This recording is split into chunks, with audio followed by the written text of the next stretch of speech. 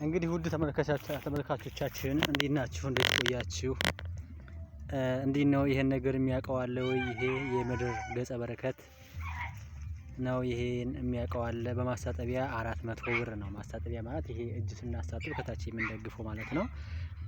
በሱ ይሄ 300 ብር 400 ብር ገብቷል ማለት ነው። እኛ ግን ይሄው መስኗችን ላይ ነው የምንጠቀመው ማለት ነው። ጓሯችን ነው የምንጠቀመው። ይሄ ጋርደን ተብሎ ይጠራል እንዲህ አይነት አክቲቪቲ በእንግሊዝኛ።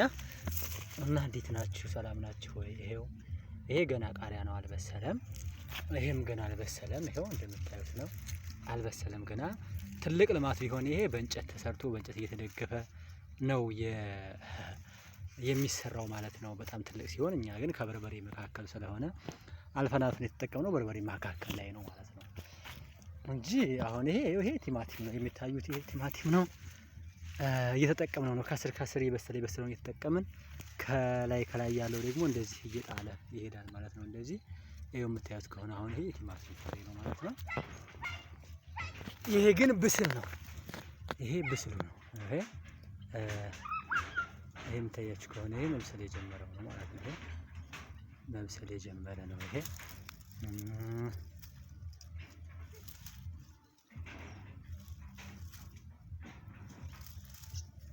ይሄም የሚታያችሁ ከሆነ ይሄው እቺ በሰለች ነች።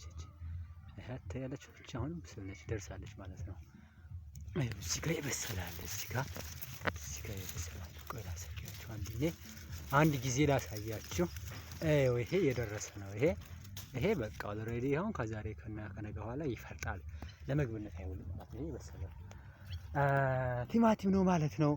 ታዲያ ውድ ተመልካቾቻችን ይሄን ነገር ምን ትሉታላችሁ እናንተ?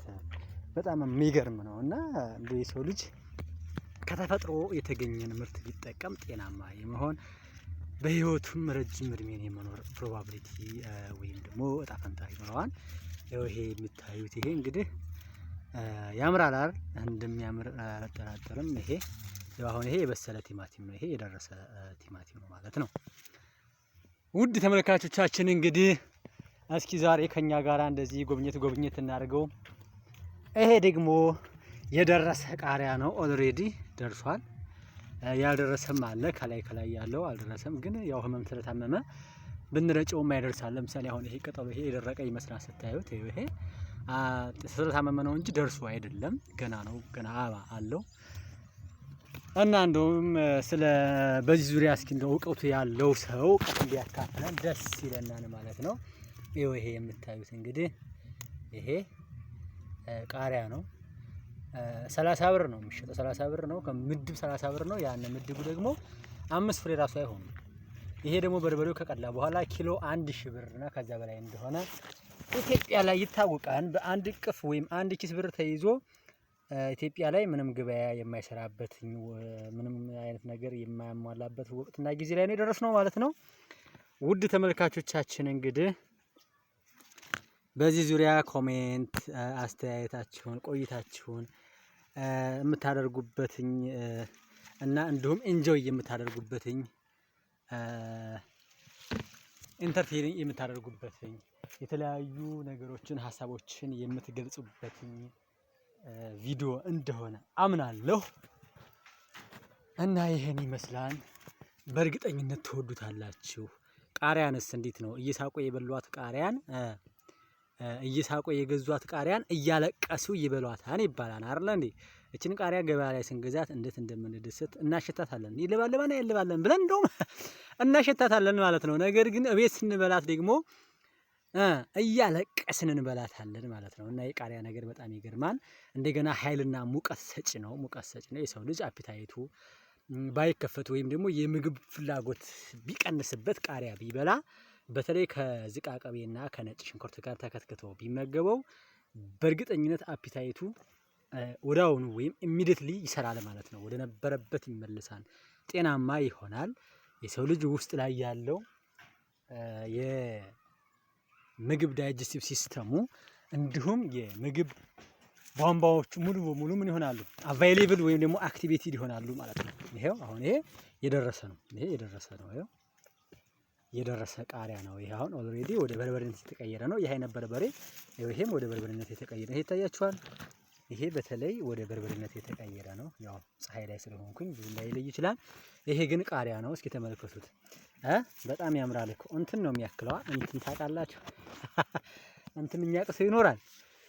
ታውቁታላችሁ ያው እናንተ መቼስ። እና ይሄን የመሰለ ልማት ላይ ነው ያለነው እኛ እንግዲህ እግዚአብሔር ይመስገን አለን። በከፊሉም ቢሆን እየተደሰትን እየኖርን ነው። ያው እንግዲህ ከሞቱና ከጦርነቱ ውጭ የሰው ልጅ ጾሙን አያርም ነበረ። እግዚአብሔር ይመስገን። ይሄው ይሄ አሁን ቲማቲም ላይ የደረሱ ቲማቲሞች ናቸው ማለት ነው። እና ውድ ተመልካቾቻችን ይሄን የምናጠጣው በቤንዚን ነው።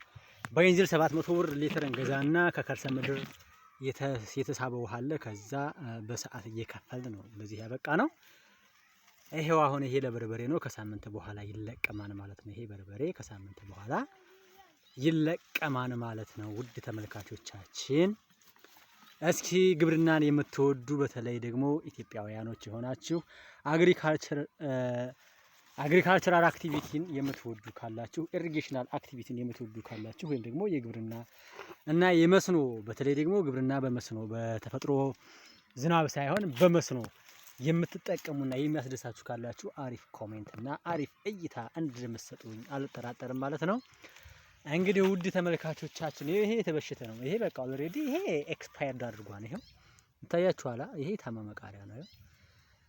በጣም ብዙ ነው ኪሳራ የመጣበት እንጂ በጣም አሁን እዚህ ቦታ ላይ ቢያንስ ከ3-4 ዘጋምባ እስከ 5 ዘጋምባ መለቀም ይቻል ነበር ማለት ነው 100 ኪሎ። አሁን ግን ኦልሬዲ 2 ዘጋምባ ወይም 3 ዘጋምባ ሊወጣ ቢገኝ ነው እንጂ ከዛ በላይ መውጣት ይችል ነበር። ምክንያቱም ተቀንሷል። በደንብ አድርጎ ነው የቀነሰው ህመሙ ማለት ነው። እና እንግዲህ ውድ ተመልካቾቻችን ይሄን ይመስላል የዛሬው ቆይታችን። ደግሞ ዛሬ የሰራነውንና ያፈራነውን ፍሬ ለተመልካቾቻችን ለማካፈል ያክል ነው። በእርግጠኝነት አሪፍ ኮሜንት በርበሬ በተለይ ቃሪያ የምትወዱ ሰዎች አሪፍ ኮሜንት ጻፉልን፣ ትደሰቱበታላችሁ። ያኔ ይሄን ቪዲዮ ስታዩት በተለይ የቃሪያውን ምስል ፊታችሁ ላይ ስታዩት ባፋችሁ ውሃ እንደሚሞላ አልጠራጠርም ማለት ነው። ምክንያቱም የቃሪያ ፍቅር ያለው ሰው ማለት ነው። የኔ ፋዘር ቃሪያ በልቶ ቁና ቃሪያ ይበላ ነበር። ጭራሽ እንባ ጠባ ይለውም ነበር። እኔ ግን አንድ ቃሪያ ከበላሁ ያዙኝ ልቀቁኝ ነው የምለው። በቃ ያዙኝ ልቀቁኝ ነው የምለው። እና እንግዲህ ውድ ተመልካቾቻችን ለዛሬ ይሄ የነበረን ቆይታ ይሄን ያክላል። እናመሰግናለን። መልካም ጊዜ መልካም ቆይታ ይሁንልን እላለሁ። ይሄ አያምርም? ያምራል አይደል? በጣም ያምራል አይደል እንዴ? አይኸው ይሄማ በጣም ትልቅ እንትን ይመስላል። ትልቅ እንትን ኧረ በስመ አብ! እስኪ ተመልከቱት። በጣም ትልቅ እንትን ነው ይመስለዋል። እና በሉ እንግዲህ ሌላ ጊዜ ደግሞ በሌላ ቪዲዮ በሌላ ስራ እንገናኛለን። መልካም ጊዜ መልካም ቆይታ ይሆንላችሁ። እናመሰግናለን ውድ ተመልካቾቻችን።